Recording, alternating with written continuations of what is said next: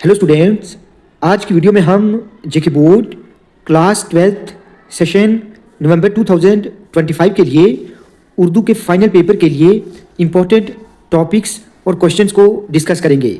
Students, इससे पहले भी मैंने इस टॉपिक पर वीडियो अपलोड की है, लेकिन बहुत सारे स्टूडेंट्स अभी भी मुझे मैसेज कर रहे हैं, कमेंट्स कर रहे हैं कि हमें क्या करना चाहिए।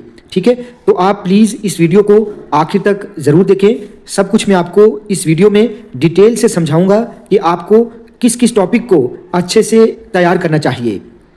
तो चलिए स्टार्ट करते हैं। सबसे पहले सवाल की बात करें तो मैंने आपको बार बार कहा है कि पहले सवाल में आपको 2 इक्तिबासात दिए जाएंगे। दोनों में से आपने किसी भी एक इक्तिबास के आखिर पर पूछे गए 4 सवालों के जवाब लिखने होंगे।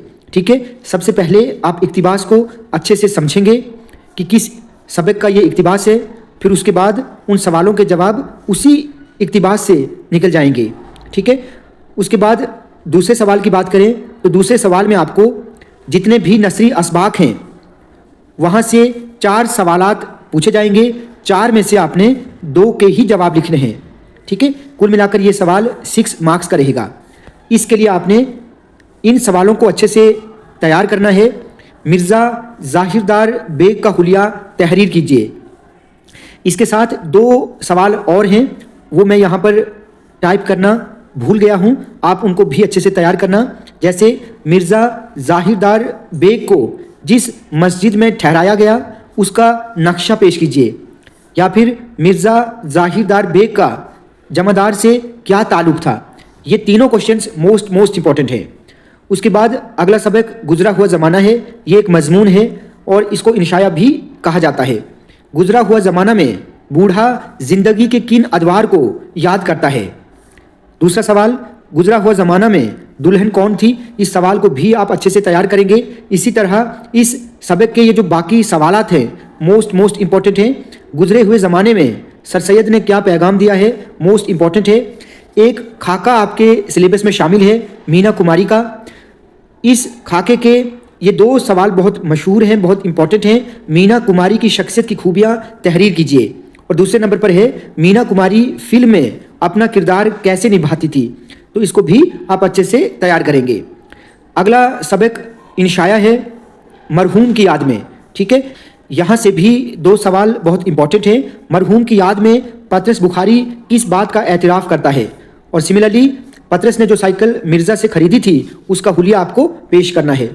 उसके बाद आपके सिलेबस में एक सवाल है उमरी है जो गालिब की है और इसको लिखा है अल्ताफ़ हुसैन हाली ने। तो इस पर भी ये 3 सवाल हैं। ठीक है, ये मोस्ट इंपॉर्टेंट है। गालिब के अखलाक कैसे थे, गालिब अपने दोस्तों से कैसे पेश आते थे, इनको भी आप अच्छे से तैयार करेंगे। उसके बाद सफ़रनामा आपके सिलेबस में है यूनेस्को की छतरी। ये सफ़रनामा मुज्तबा हुसैन का है। इन सवालों को भी आप अच्छे से तैयार करना, ये बहुत इंपॉर्टेंट हैं। ठीक है, सवाल नंबर 3 की बात करें तो यहाँ पर आपको नसरी असनाफ पर नोट पूछा जाएगा। आपको 2 में से किसी एक पर नोट लिखना होगा। मैंने आपको बता दिया है 40 से 50 अल्फाज तक आपको ये नोट लिखना है। इसके लिए आप नॉवेल, इंशाया, अफसाना और खाका की तारीफ़ को अच्छे से तैयार करेंगे। इन्हीं में से आपको एग्ज़ाम में ज़रूर पूछे जाएंगे। तो इन टॉपिक्स को आप अच्छे से तैयार करना, ये मोस्ट इंपॉर्टेंट है। अगर आप इन 4 को तैयार करते हैं तो यहीं से आपको एग्ज़ाम में एक नोट ज़रूर पूछा जाएगा। उसके बाद चौथे सवाल में आपको जितने भी नस्र निगार हैं उनकी हालात ज़िंदगी या अदबी खिदमात आपको एग्ज़ाम में लिखने के लिए दी जाएगी। ठीक है, तो यहाँ पर प्रेमचंद, सर सैयद अहमद खान, पतरस बुखारी, मौलवी नज़ीर अहमद को अगर आप तैयार करते हैं इनकी हालात ज़िंदगी और इनके साथ साथ इनकी अदबी खिदमात, तो यहाँ से भी आपको इनमें से एक ज़रूर पूछा जाएगा। आसानी के साथ आप ये 4 मार्क्स हासिल कर सकते हैं। 40 से 50 अल्फाज तक ही आपको जवाब लिखना है। 5वें सवाल में आपको शामिल निसाब नज़्मों मसनवी में से या मरसिया है ये। ठीक है, ये मरसिया होगा। नज़्मों, मरसिया या कसीदे से पूछे गए 2 बंदों में से एक के जवाब आपको लिखने हैं। तो देखिए स्टूडेंट्स, आपको 2 बंद पूछे जाएंगे। एक बंद पूछा जाएगा ये जो नज़्में हैं इनसे, और दूसरा बंद लिया जाएगा या तो कसीदा तज़हीक रोज़गार से या फिर जो मरसिया आपके सिलेबस में शामिल है। तो मैं आपको एक एडवाइस करता हूं कि आप अगर इन नज़मों को अच्छे से तैयार करते हैं तो ये आपके लिए ज़्यादा बेहतर रहेगा, क्योंकि यहाँ से आपको खुलासा और मरकज़ी ख्याल भी पूछा जाएगा। तो आप इन तीनों नज़मों को अच्छे से तैयार करें, एक आरजू, हुस्न और मजदूरी और ए शरीफ इंसानों। ठीक है, इन तीनों नज़मों के शायर कौन हैं, ठीक है, इनकी तशरीह आपको अच्छे से तैयार करनी है, इनको अच्छे से आपने रीड करना है ताकि आप पहचान सको कि ये जो बंद लिया गया है ये किस नज़म का है। फिर अगर आप तज़हीक रोज़गार कसीदे को और जो आपके सिलेबस में मरसिया है उनको छोड़ देते हैं तो चलेगा। क्लियर। छठे सवाल में आपको जो शेरी असनाफ़ हैं, जो शेरी असनाफ़ जैसे गज़ल को शौरा हैं, उनकी हालत ज़िंदगी या अदबी खिदमत एग्ज़ाम में पूछी जाएगी। इसके लिए आप गज़ल की तारीफ़ पर नोट अच्छे से तैयार करें। मीर तकी मीर की हालत ज़िंदगी और गज़ल गोई, मिर्ज़ा गालिब की हालत ज़िंदगी और गज़ल गोई, परवीन शाकिर की गज़ल गोई, हालत ज़िंदगी और सिमिलरली हैदर अली आतिश की। तो अगर आप मीर तकी मीर, गालिब, हैदर अली आतिश और एक शायर और है मोमिन, अगर आप इन चारों की गज़ल गोई अच्छे से तैयार करते हैं और हालत ज़िंदगी, फिर परवीन शाकिर की करने की ज़रूरत नहीं है। तो अगर आप मोमिन को छोड़ देते हैं तो फिर परवीन शाकिर को कर लेना। क्लियर। लेकिन मोमिन खान मोमिन बहुत इंपॉर्टेंट है। मीर तकी मीर, गालिब, आतिश और मोमिन, मतलब आप इन चारों को करें। आपको यहीं से एक सवाल ज़रूर पूछा जाएगा और एक गज़ल की तारीफ पर तो आपको क्वेश्चन आएगा। क्लियर। ये सवाल 6 मार्क्स का रहेगा। एक बात और बता दूं स्टूडेंट्स, गज़ल गोई को ही शायराना खुसूसियत या फिर शायराना अजमत कहा जाता है, इसमें कंफ्यूज नहीं होना। 7वें सवाल में आपको शामिल निसाब नज़मों में से पूछी गई एक का खुलासा या मरकज़ी ख्याल आपको लिखना होगा। तो देखिए, एक आरजू, हुस्न और मजदूरी और ए शरीफ इंसानों, इन तीनों के आप खुलासे मरकज़ी ख्याल अच्छे से तैयार करेंगे। एक क्वेश्चन ये होगा। दूसरा क्वेश्चन जो इनके शायर हैं, जैसे एक आरजू अलामा इकबाल की है, ठीक है, ए शरीफ इंसानों ये नज़म है साहिल लुधियानवी की। सिमिलरली हुस्न और मजदूरी के जो शायर हैं, इन सभी की हालत ज़िंदगी और नज़्म निगारी आपको तैयार करनी है। ठीक है, यहाँ से भी आपको एक सवाल ऐसे पूछा जाएगा। उसके बाद 8वें सवाल की बात करें तो यहाँ पर शेरी इस्तिलाहात में से 2 की तारीफ आपको मिसालों के साथ करनी है। मतला गज़ल का पहला शेर होता है। मतले के बाद अगर कोई दूसरा शेर भी मतला हो तो उसे हुस्न मतला कहते हैं। काफिया हम आवाज़ अल्फाज को काफिया कहते हैं। उसके बाद मक्ता गज़ल का आखिरी शेर जिसमें शायर अपने तखल्लुस से इस्तेमाल करता है।